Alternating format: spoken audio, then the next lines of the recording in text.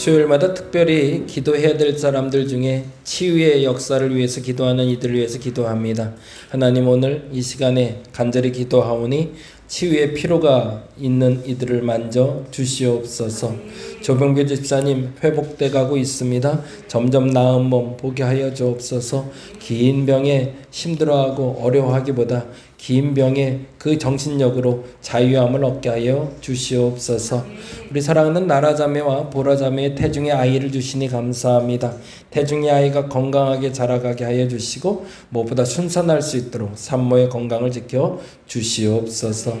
연말에 의족을 착용해야 될 우리 김진성 목사님과 함께 하여 주시사 이 더위에 건강을 지켜주시고 그 마음을 지켜 주시옵소서. 김영균 집사님 7월 4일 이후 지속적으로 관리해야 됩니다. 건강 관리하며 좀 더 나아진 모습, 나아지어가는 모습 보게 하여 주시옵소서. 우리 사랑하는 조성동 권사님의 딸 민지를 위해서 기도합니다. 하나님 특별히 임하여 주시사 그의 정신과 그의 영혼에 임하여 주시사 치유하시고 회복시켜 주시옵소서. 이미경 성도 간암과 간경화로 치유 중에 있습니다. 하나님 회복을 위해서 기도하오니 그 병에서 자유함을 얻게 하여 주시옵소서.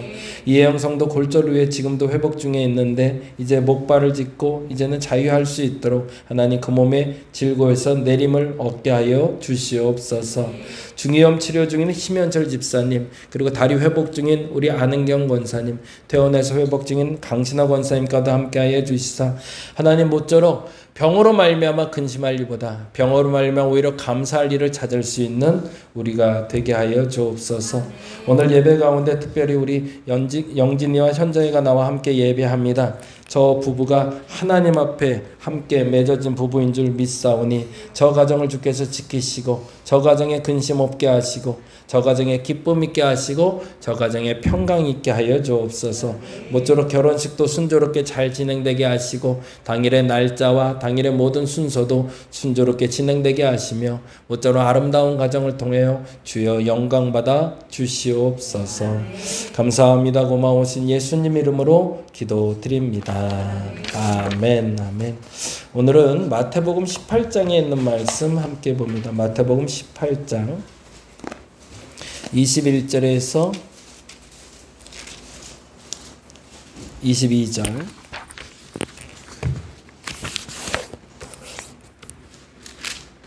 18장 21절 22절 말씀이 되는데요. 21절 22절 신약성경 31페이지 전후에 있습니다. 같이 한 목소리로 읽겠습니다. 그때 베드로가 나와 이르되 주여 형제가 내게 죄를 범하면 몇 번이나 용서하여 주리이까 7번까지 하오리이까. 예수께서 이르시되 내게 이르노니 7번뿐 아니라 7번을 70번까지라도 할지니라. 아멘. 아멘.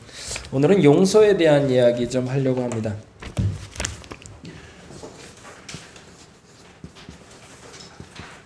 이게 굉장히 중요한 단어인데 그리스도인들에게 이 용서라는 단어는 사실은 복음입니다. 우리가 죄가 없는 사람이 없다라는 전제 속에서 읽어야 되겠죠. 근데 그 죄의 경중에 따라서 용서해주고 용서를 안 해주고가 아니라는 얘기가 그리스도의 가르침입니다.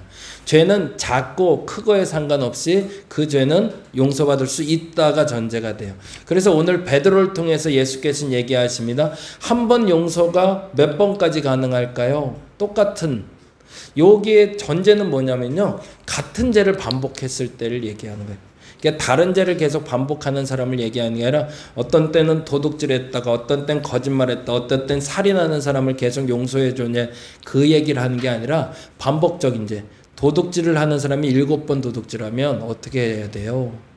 살인하는 사람이 7번 살인하면 어떻게 해야 돼요? 거짓말을 계속 반복하는 사람은 어떻게 해야 돼요? 라고 얘기하는 거예요. 그래서 그 기준 속에서 어떻게 우리는 해결점을 찾아야 되는지에 대해서 오늘 본문이 얘기합니다. 먼저 용서를 얘기할 때 용서에는 크게 두 가지가 전제가 돼야 됩니다. 첫째는 가해자가 있어야 되고요. 그리고 뭐가 있어야 될까요? 예, 피해자가 있어야 되겠죠. 이 말이 왜 중요하냐면 가해자가 스스로 피해자에게 용서를 받는 것이지 피해자가 일방적으로 가해자 없이 용서할 수는 없다라는 얘기죠. 그래서 우리 옛날에 무슨 영화죠? 미량이란 영화에서 그런 얘기를 했었죠. 아이를 데려가서 아이를 살인했었나요? 살해했었나요? 그쵸? 그랬는데 이제 본인은 기도하면서 큰 은혜를 받아서 내가 감옥에 가서 저 사람을 용서해 주리라고 했더니 그 사람이 너무 더 밝게 웃으면서 내가 먼저 하나님 만났고 내가 용서받았다고 자랑스럽게 얘기하는 모습을 보고 이런 게 어딨냐고.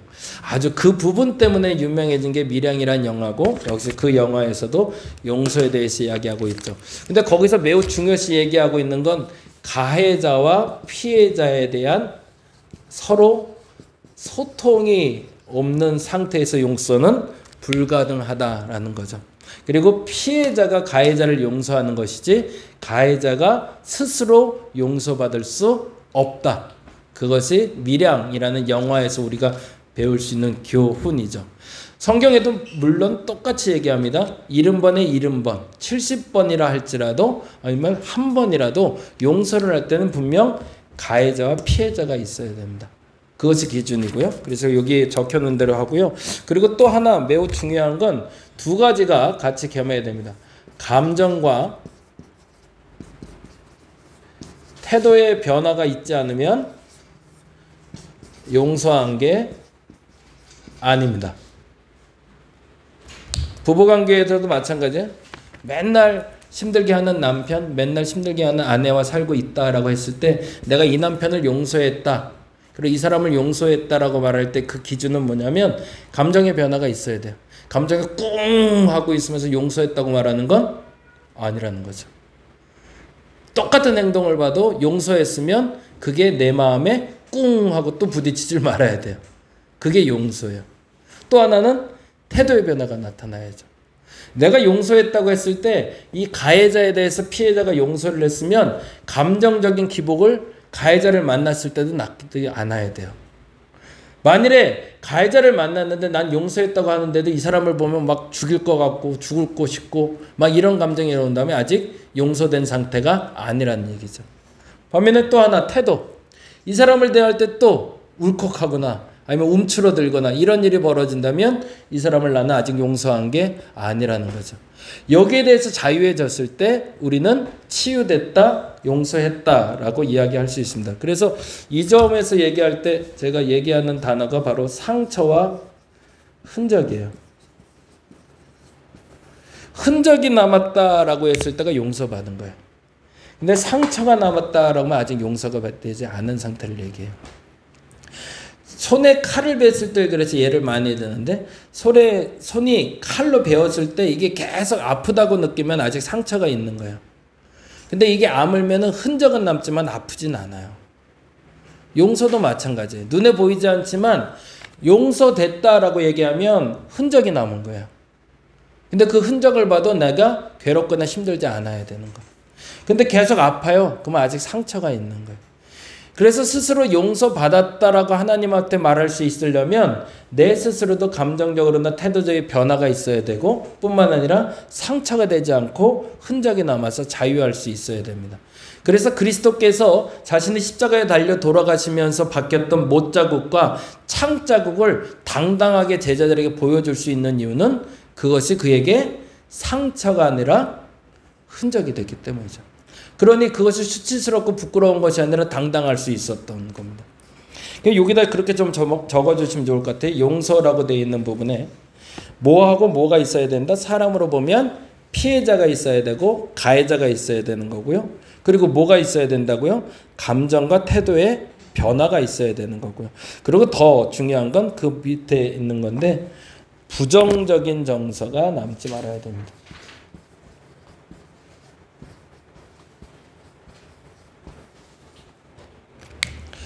그러면 어떻게 되는 상태가 될까요? 가해자가 피해자 상태에서 소통됐고 감정도 태도도 해결됐다라고 하면 이 사람을 어떻게 할 수 있는 것까지 가는 거예요? 예수께서 말하는 대로 하면 원수를 사랑하는 것까지 가는 거죠. 이게 굉장히 파격적인 거죠. 근데 이거 일반 사람들한테 될까? 그건 안 돼요. 종교적인 가르침이죠. 종교적인 가르침이고 절대적인 가르침입니다. 그래서 부정적인 정서가 사라지고 가해자에 대해서 긍정적인 모습이 보이기 시작할 때 우리는 치유됐다고 얘기하는 거예요. 일제청산 얘기하면서 일제청산이 안 됐다고 말하는 이유가 있습니다. 아직도 일본 보면 우리는 욱하거든요. 그렇잖아요. 그러면 아직 이거는 용서된 게 아니에요. 근데 용서를 나 혼자 어떻게 해요? 일본에 대한 용서는 가해자가 사과를 해야 용서하는 거지. 이거는 당연한 도리인데 이거 없이 무조건 내가 용서했으니 내가 큰 그릇이니까 내가 다 용서했으니까 괜찮아라고 말하는 건 거짓말이라는 거지. 용서에 대한 성경의 가르침 잠깐 보겠습니다. 마태복음 18장 1절에 보면 이렇게 나오고 있습니다. 18장으로 가보죠. 18장의 시작은 아주 재밌게 시작됩니다. 18장 1절부터 쭉 읽어 내려가면서 보면 좋을 것 같은데 18장 1절에 보니 이렇게 얘기합니다. 같이 읽어볼까요? 18장 1절. 그때에 제자들이 예수께 나와 이르되 천국에선 누가 크니까? 이 질문에 대해서 예수께서 답을 하시는데 누구라고 얘기하냐면 어린아이를 세워 얘기하세요. 이 얘기를 하고 싶은 이유는 뭐냐면 예수님이 제자들의 질문이 잘못됐다고 얘기하고 싶은 거예요. 천국에서 크고 작음의 기준은 없다를 말하고 싶은 거예요. 사실은 시작점은.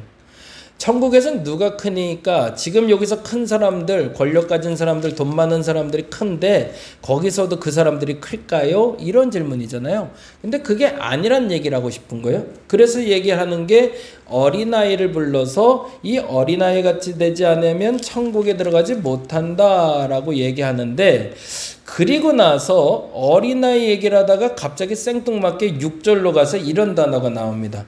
6절 같이 한번 읽어볼까요?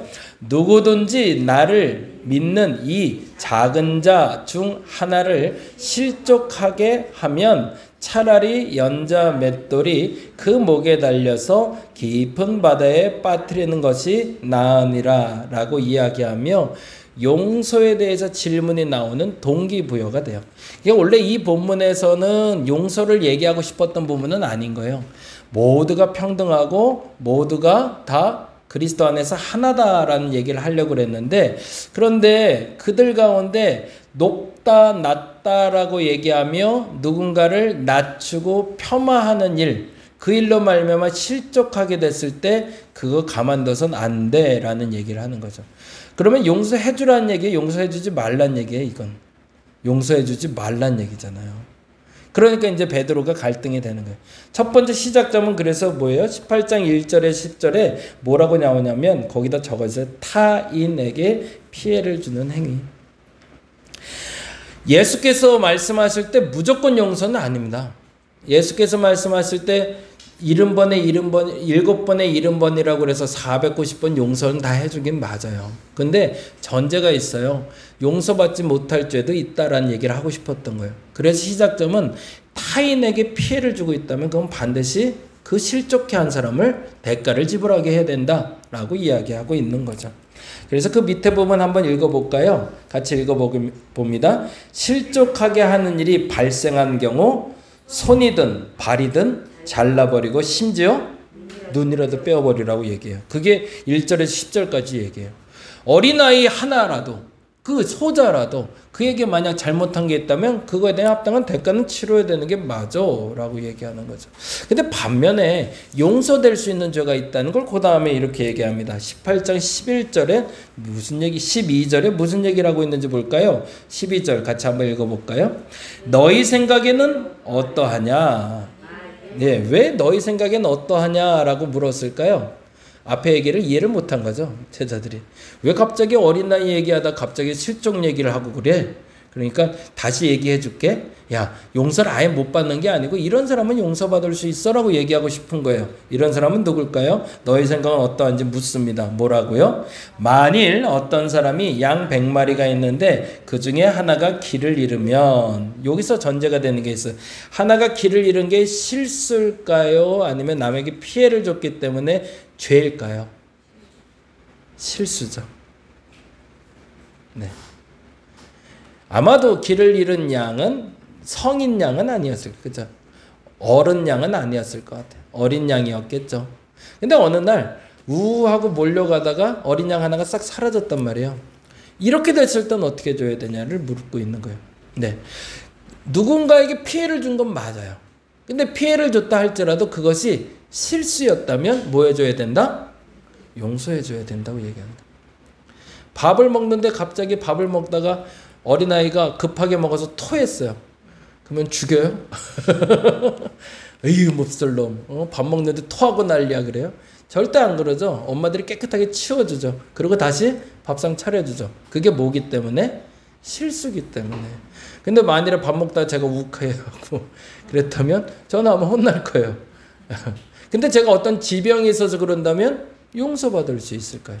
정사성으로 용서받을 수 있는 것들이 있더라는 거죠.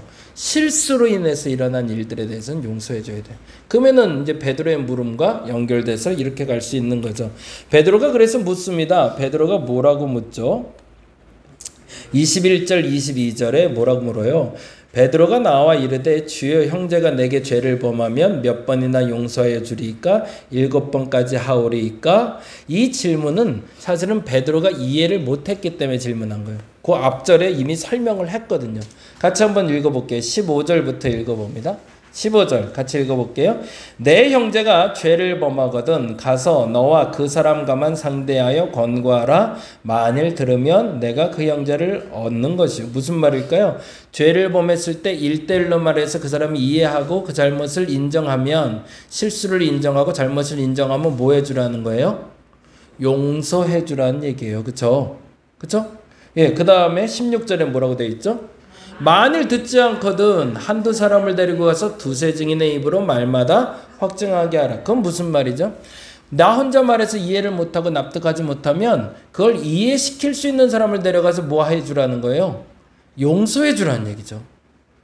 그렇죠? 그 다음에 17절 만일 또 한 번 갑니다. 만일 그들의 말도 듣지 않거든 교회의 말하고 교회의 말도 듣지 않거든 이방인과 세리같이 여기라. 무슨 말이에요? 용서해 주지 말란 얘기죠. 그러면 또 용서해 주지 말라고 그랬으니까 베드로 같은 사람이 또 헷갈리는 거예요. 왜 용서해 주라고 그랬다가 용서해 주지 말라고 그랬다. 왜 이렇게 왔다 갔다 해? 그런단 말이에요. 그러자 예수께서는 거기에 진실을 담은 이야기를 18절 19절에 이렇게 얘기하십니다. 뭐라고 얘기하죠? 진실로 너희에게 이르노니 무엇이든지 너희가 땅에서 매면 하늘에서 매일 것이요 무엇이든지 땅에서 풀면 하늘에서도 풀리리라. 뭘 매고 뭘 푼다는 거예요? 용서 얘기하고 있는 거죠. 너희가 땅에서 용서하면 하늘에서도 용서받을 거고 땅에서 용서하지 않으면 하늘에서도 용서받지 않을 거야. 그건 뭐예요? 다 용서받을 수 있다는 얘기를 하는 거죠. 왜? 이유를 다시 한번 이렇게 기가 막힌 단어가 나와요. 18절 19절에. 그래서 오늘 이 땅에서 풀면 풀고 땅에서 매면 매인다는 게 보통 다른 본문에서는 기도 얘기를 하는데 특별히 마태복음에서는 용서에 관련돼서 얘기를 해요. 그리고 19절에 이렇게 얘기하죠. 뭐라고 되어 있죠? 진실로 다시 너희에게 이르노니 너희 중에 두 사람이 합심하여 무엇을 구하면 하늘에 계신 내 아버지께서 그들을 위하여 이루게 하세요. 뭐를요? 누구든지 두세 명만 모아서 그렇게 기도하면 어떻게 돼요? 반드시 용서받을 수 있다는 거죠. 그 이유는 뭐라고요? 20절에 보니까 두세 사람이 내 이름으로 모인 곳엔 누가 있기 때문에? 내가 있기 때문에 가능하다. 너희들이 잘나서 너희들의 대포가 커서 너희들이 특별해서 그들을 용서해 줄 수 있는 게 아니라 너희들 둘 이상만 모여도 거기 내가 있기 때문에 그 사람을 용서할 수 있다라고 이미 베드로에게 얘기를 해놓은 거죠. 그건 무슨 말이에요? 누구든지 교회가 가서 그렇게 말해서 실족하게 한 사람을 정죄해서 떠나보내지 않을 수 있다라고 얘기하는 겁니다. 누구든지 용서할 수 있다.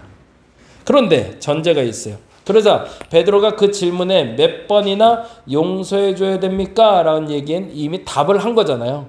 그런데 다시 한번 예수께서는 베드로가 알아들을 수 있도록 7번에 70번이라도 용서해 줘야 된다. 누구든지 다 용서받을 수 있다라고 얘기합니다. 근데 전제가 뭐였죠? 18장 22절에 거기다 적어주세요. 실수인 경우에는 가능합니다.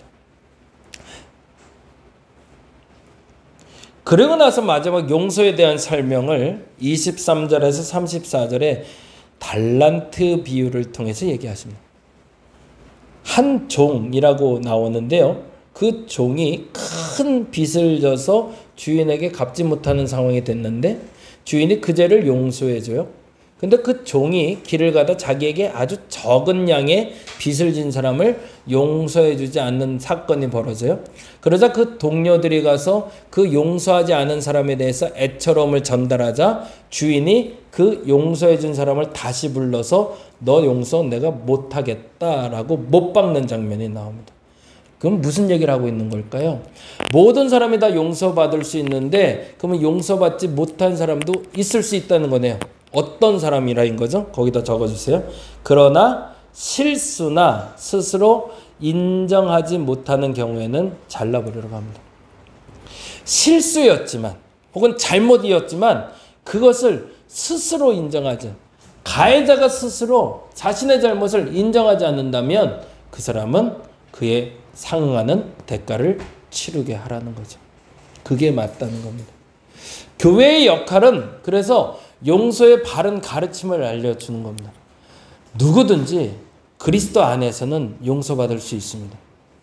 누구든지의 전제는 스스로 죄인이고 스스로 잘못됐다 인정하는 사람입니다. 지난번에도 말씀드린 것처럼 모든 사람은 소소하게 크게 잘못하고 실수하고 죄를 짓고 삽니다.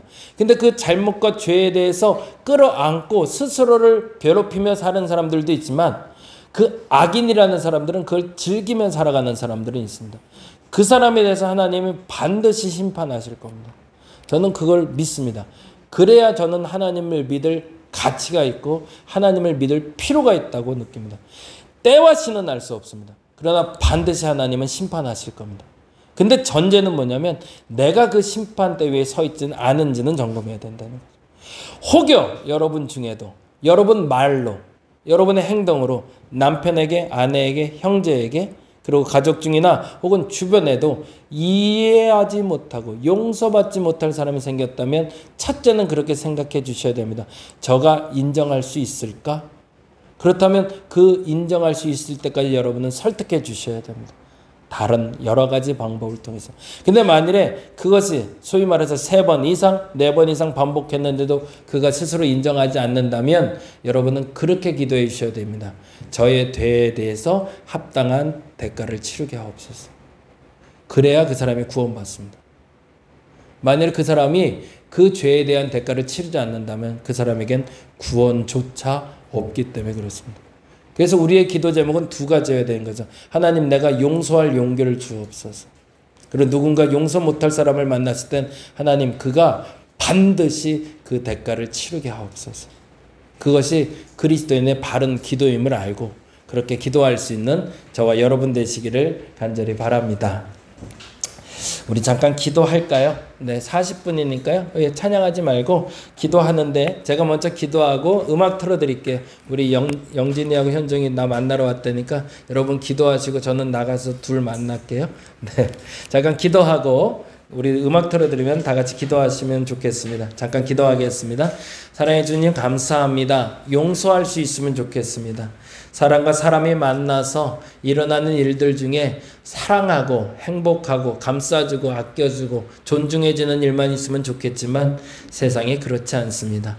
서로의 마음을 거스르게 하고 감정을 건드리고 상처를 주는 일이 있습니다. 어떤 사람까지 용서해 주어야 될까? 기준은 분명합니다. 그 죄를 인정하고 그 잘못을 인정하는 사람은 용서해 줘야 됩니다. 진짜로 인정하는 사람만 용서해 줘야 됩니다. 근데 만일에 그렇지 않다면 우리는 기도해야 됩니다. 그가 그 죄에 대한 상응한 대가를 치르게 해달라고. 그래서 그가 그 죄에 대한 대가를 치르고 구원에 이르게 해달라고. 그렇게 기도하는 우리가 되게 하여 주시옵소서. 감사합니다. 고마우신 예수님 이름으로 기도드립니다. 다 같이 기도하고 돌아가도록 하겠습니다. 하나님께 기도합니다. 하나님 기도하는 우리의 마음속에 함께 하시고 하나님 깨닫게 하시고 이루어주시는 하나님을 경험하게 하여 주시옵소서.